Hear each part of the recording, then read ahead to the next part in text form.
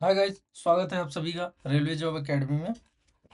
और हम लोग इंडियन पॉलिटी का एम लक्ष्मीकांत सीरीज पढ़ रहे थे, जिसमें हम लोग अ, पहला चैप्टर जो हिस्टोरिकल बैकग्राउंड पे है उसको हम लोग पढ़ रहे हैं, क्योंकि इसको थोड़ा सा कवर कर लेने से एक ओवरव्यू हमको मिल जाता है।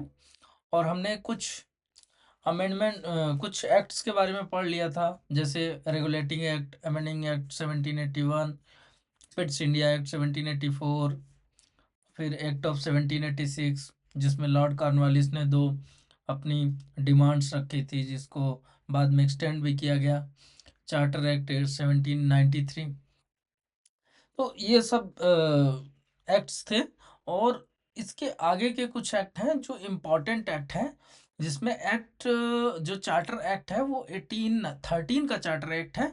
इससे मल्टीपल टाइम्स अलग अलग एग्जाम में क्वेश्चंस पूछे गए हैं।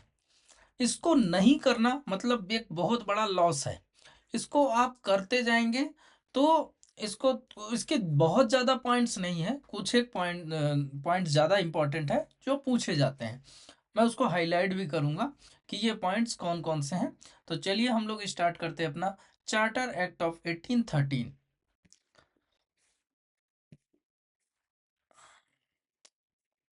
देखिए, ये हमारा हो जाएगा चार्टर एक्ट ऑफ 1813।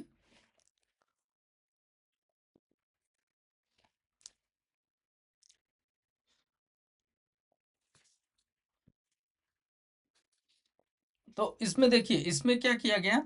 एक तो कंपनी को रेगुलेट करने के लिए ये ब्रिटिश पार्लियामेंट इस तरीके के एक्ट लेकर आती थी। तो ये जो चार्टर एक्ट ऑफ 1813 है, ये काफ़ी एक गेम चेंजिंग हुआ। इसमें क्या कहा गया कि इसने ट्रेड मोनोपोली को यहाँ पर एबॉलिश किया। एबॉलिश कर दिया ट्रेड मोनोपोली, मतलब अब ईस्ट इंडिया कंपनी के अलावा भी और भी जो ब्रिटिश कंपनीज हैं वो इंडिया में आके ट्रेड कर सकती हैं। ठीक है, मोनोपोली को यहाँ पर एबॉलिश करने की काम की है। नेक्स्ट इसने देखा जाए तो इसमें एक दो चीज़ों को छोड़ दिया, जैसे trade in T and trade with China. ये दो चीज़ों को छोड़ के बाकी सभी ब्रिटिश मर्चेंट के लिए बाकी सभी एरियाज को ओपन कर दिया गया। तो ये पॉइंट मोस्ट इम्पॉर्टेंट है। ठीक है, मोस्ट आईएमपी है। और इसको तो एकदम थोड़ा सा समझ लेना है और याद भी कर लेना है, क्योंकि ये फैक्ट है। ये आपके स्टेट पीसीएस, रेलवे और banking, other SSC exam, civil services, सब के लिए देखा जाए तो जो कॉमन क्वेश्चन होता है उसमें ये वाला क्वेश्चन कई बार पूछे गए हैं।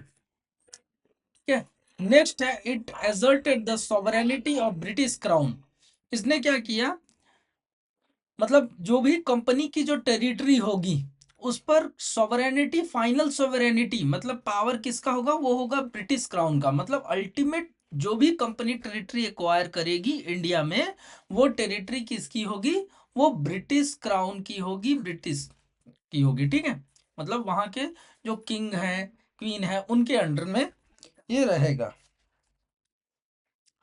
It allowed the Christian missionaries. अब यहाँ देखो, ये वाला इंपॉर्टेंट पॉइंट है, ये वाला first point and then third point क्या कह रहा है, it allowed the Christian missionary. इसी में, इसी चार्टर एक्ट में पहली बार क्रिश्चियन मिशनरीज को अलाउ किया गया कि वो इंडिया में आए एंड फॉर द क्या करेंगे, लोगों को क्रिश्चियनिटी के बारे में अवेयर करेंगे, एनलाइटिंग करेंगे, मतलब क्रिश्चियनिटी को एक्सप्रेड करने का यहाँ पे टारगेट था। तो ये 1 और 3, इसको तो एकदम याद कर लेना है। ठीक है, it provided for the spread of western education. इसने एक चीज और यहाँ पे क्या कहा गया, इसने स्प्रेड वेस्टर्न एजुकेशन को स्प्रेड करने के लिए कुछ कुछ काम किया। ठीक है, इसमें 1 लाख रुपए, 1 lakh, 1 lakh rupees per year जो है खर्च करेगी ब्रिटिश गवर्नमेंट, ये बात इसमें कही गई। ठीक है, it authorise the local government, local government को इसने क्या ऑथराइज किया in India, to impose taxes, to impose taxes on persons. अब यहाँ पे इसने एक चीज और कर दिया कि यहाँ के लोगों के ऊपर लोकल गवर्नमेंट टैक्स इम्पोज करेंगे और जो नहीं देगा उनको पनिश भी करेंगे। ठीक है, जो पीपल पे टैक्स को पे नहीं करेंगे उनको पनिश भी करेंगे। तो ये ज़्यादा इंपॉर्टेंट नहीं है, मेन है 1, 3 एंड 4 वाला भी आप थोड़ा थोड़ा मान के चल सकते हो कि इंपॉर्टेंट है। चलिए हम लोग अपने नेक्स्ट चार्टर एक्ट की तरफ चलते हैं।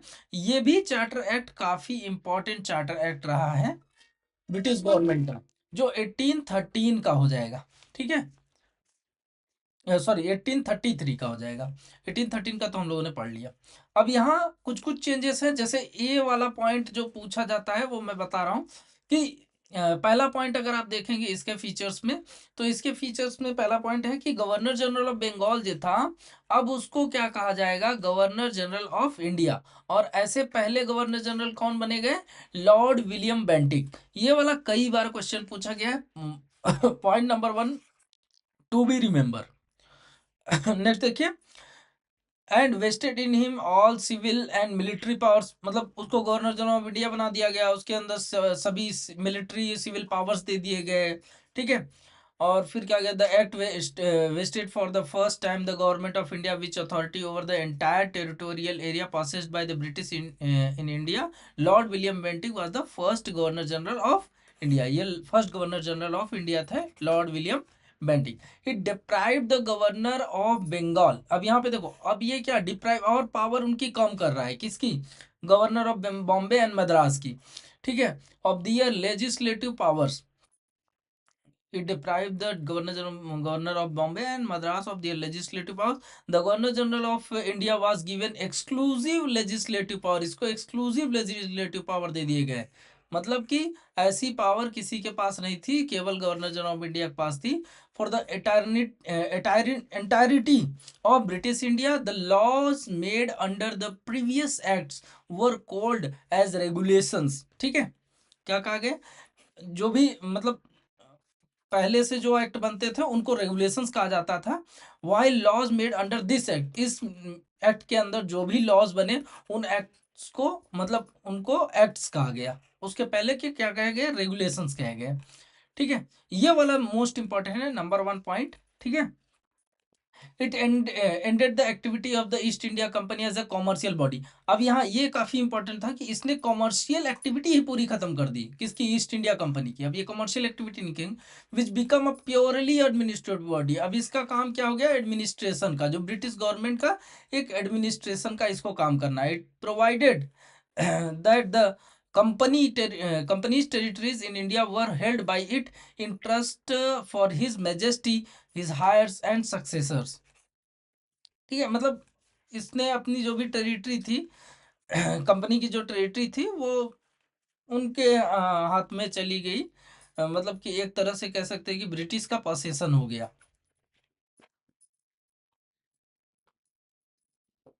मतलब इनके पास जो कुछ भी था वो his majesty, his heirs and successors, यहाँ कहने का मतलब है ब्रिटिश क्राउन से रिलेटेड है, ये जो पॉइंट बोला गया है British crown. The charter act of 1833 attempted to introduce a system of open competition for selection of civil servants. अब यहाँ देखो एक चीज और यहाँ पे स्टार्ट किया गया है, सिविल सर्विसेज के लिए ओपन कंपटीशन यहाँ पे स्टार्ट किया गया। ये ओपन कंपटीशन था सिविल सर्विसेज, स्टार्ट किया गया for the selection of civil servants and stated that the Indians should not be debarred from holding any place office and employment under the company. मतलब उनको बाहर नहीं किया जाएगा, इंडियंस को भी इसमें इंक्लूड किया गया है।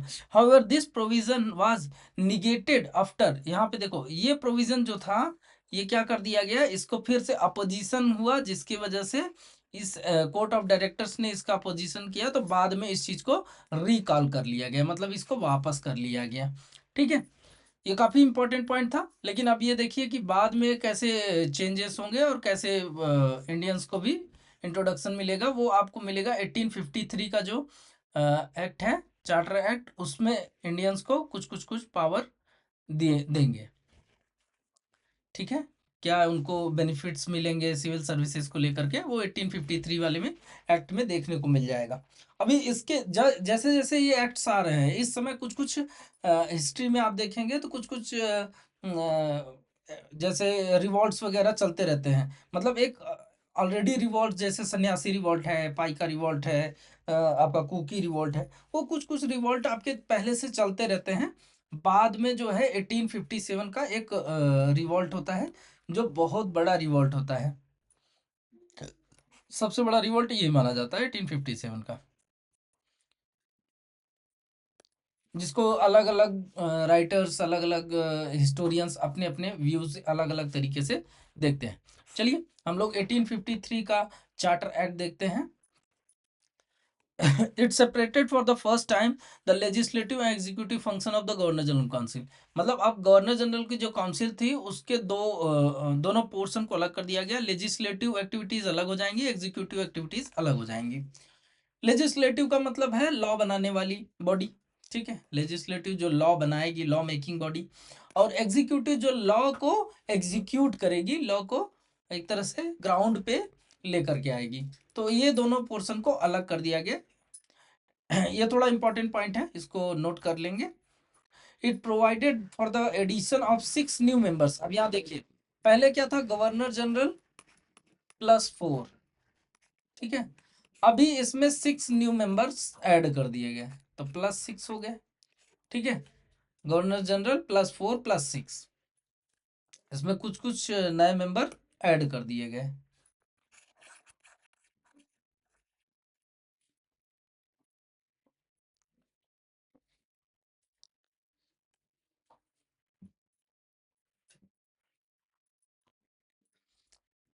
अब ये जो 6 न्यू मेंबर्स जोड़े गए, इनको क्या कहा गया, इनको कहा गया लेजिस्लेटिव काउंसिलर्स, ठीक है, to the council. In other words it establish a separate governor generals legislative council which came to be known as Indian legislative council या सेंट्रल लेजिस्लेटिव काउंसिल, ये कहा गया। यही से बनकर आया। This legislative wing of the council functions as a mini parliament. किस तरीके से काम करेगी, एक मिनी पार्लियामेंट की तरह काम करेगी, adopting the same procedures as the British parliament. इसकी प्रोसीजर कैसी होगी, जैसे ब्रिटिश पार्लियामेंट की प्रोसीजर होती है, वो कंप्लीट प्रोसीजर को ये फॉलो करेगी। Thus legislation for the first time was treated as a special function of the government requiring special machinery and special process. तो ये सब मतलब कि धीरे धीरे देख रहे हैं कि पहले गवर्नर जनरल ही सब कुछ होता था, कुछ मतलब एक्स्ट्रा कुछ ऐसी बॉडी नहीं थी जो एक कह सकते हैं कि लॉ बनाने के लिए बनाई गई हो। ये बाद में धीरे धीरे कैसे इंट्रोड्यूस हो रहा है, ये काफ़ी डिमांड के बाद जो है चीज़ें चल रही है। इसकी डिमांड इंग्लैंड में भी चल रही होती है, क्योंकि बहुत सारे ऐसे मर्चेंट्स हैं, बहुत सारे ऐसे कह सकते हैं कि बहुत सारे ऐसे पॉलिटिशियन इस तरीके के जो इन्फ्लुएंशियल लोग हैं, उनका ब्रिटेन में भी काफ़ी अच्छा रोल था और वो काफ़ी अच्छा पोजीशन रखते थे। इसीलिए जो है ये सब सिचुएशन हम लोगों को देखने को मिल रहा है। नेक्स्ट देखते हैं, इंट्रोड्यूस एन ओपन कंपटीशन। अब यहाँ देखिए फिर से आ गया, इसने इंट्रोड्यूस किया open competition system of selection and recruitment of civil servants. यहाँ पे फिर से आ गया, the covenanted civil service was दस। यहाँ कोवनेटेड का मतलब होता है high, high level civil services. एक दो होते हैं, एक low level civil services and मतलब अनकोवनेटेड उनको बोलते हैं। कोवनेटेड जो होता है वो हाई लेवल सिविल सर्विसेज होता है। was thus thrown open to the Indians also. Accordingly, the Macaulay, जो मैकॉले कमेटी थी, the committee of the Indian civil service was appointed in 1854। इस समय ये कमिटी बनाई गई 1854 में। फिर नेक्स्ट देखते हैं, it extended the company's rule and allowed it to retain the possession of Indian territories on trust for the British Crown, but it did not specify any particular period. Unlike the previous charters, this was a clear indication that the company's rule could be terminated at any time the parliament liked. मतलब कि ये extend तो कर दिया गया कि आप चलो आप रूल करो, लेकिन वो कभी भी टर्मिनेट हो सकता है, जो कि बाद में आप देखेंगे कि 1858 में जो है, जब गवर्नमेंट ऑफ इंडिया एक्ट आएगा, उसमें क्वीन विक्टोरिया के थ्रू ब्रिटिश क्राउन, जो उनका गवर्नमेंट ऑफ इंडिया एक्ट आता है, क्वीन विक्टोरिया उसको भेजती हैं, उसके थ्रू जो है कंपनी रूल खत्म करके क्राउन रूल कंप्लीटली स्टार्ट हो जाएगा। ये लास्ट हमारा लॉ है जो कंपनीज रूल के अंडर होगा। मतलब हम 1773 से जो रूल पढ़ते आ रहे हैं, उसमें लास्ट है 1853 का चार्टर एक्ट। ओके, नेक्स्ट आ जाएंगे, it introduce for the first time local representation in the Indian legislative council. ये पहला टाइम था, ये थोड़ा सा पॉइंट याद कर लेंगे कि फर्स्ट टाइम क्या हुआ है। लेजिस्लेटिव जो लोकल रिप्रेजेंटेशन है, आईएलसी आप कह सकते हैं, सीएलसी, सेंट्रल लेजिस्लेटिव काउंसिल या इंडियन लेजिस्लेटिव काउंसिल, उसमें फर्स्ट टाइम रिप्रेजेंटेशन हुआ किसका, लोकल्स का। ठीक है, of the 6 new legislative members of the Governor General Council, 4 members were appointed by the local provincial governments। मतलब 4 कहाँ से आएंगे, लोकल प्रोविंशियल गवर्नमेंट्स ऑफ, कहाँ कहाँ से, मद्रास से, बॉम्बे से, बंगाल से एंड आगरा से। ये 4 एक एक लेना है, एक आगरा से, एक बंगाल से, एक बॉम्बे से और एक मद्रास से। ये 4 अलग अलग लेंगे, मतलब हम 6 में से 6 आउट ऑफ 4 प्रोविंशियल गवर्नमेंट लेंगे, बाकी 2 गवर्नर जनरल के अंडर में आ जाएगा। मतलब जो 6 बाद में इंट्रोड्यूस हुआ उसमें से, जो पहले के 4 थे उसमें से नहीं। ठीक है, तो यहाँ से हमारा जो है कंपनी रूल का जितने भी एक्ट्स थे हम लोगों ने कंप्लीटली कवर कर लिया। यहाँ से कंपनी रूल पूरा कंप्लीटली खत्म हो जाता है।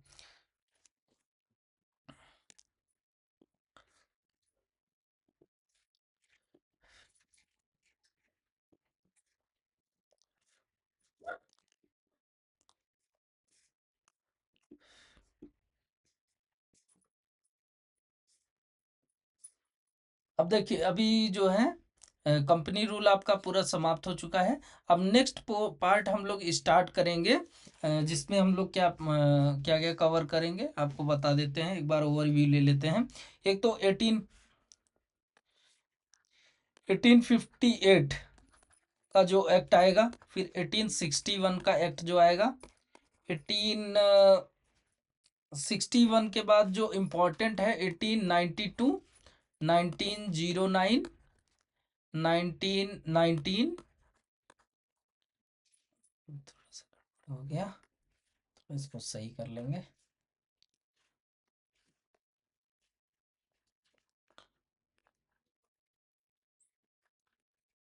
1919, 19, फिर आपका आ जाएगा 1935, गवर्नमेंट ऑफ इंडिया एक्ट 1935, फिर 1947 इंडियन इंडिपेंडेंस एक्ट। तो 1 2 1 2 3 4 5 6 7 7 अलग अलग लॉज हैं जो ब्रिटिश क्राउन रूल के टाइमिंग के हैं, ये हमको कवर करने हैं कम्प्लीटली। ठीक है, और ये कंप्लीट करने के बाद जो है हमारा एक हिस्टोरिकल जो बैकग्राउंड से रिलेटेड जो भी है वो ऑलमोस्ट समाप्ति हो जाएगा, लगभग खत्म करने के कंप्लीशन में आ जाएगा। ठीक है, तो यहाँ तक का वीडियो आप लोग देख लेंगे और जो भी डाउट होगा वो कमेंट बॉक्स में आप लोग लिखेंगे। जय हिंद, जय भारत।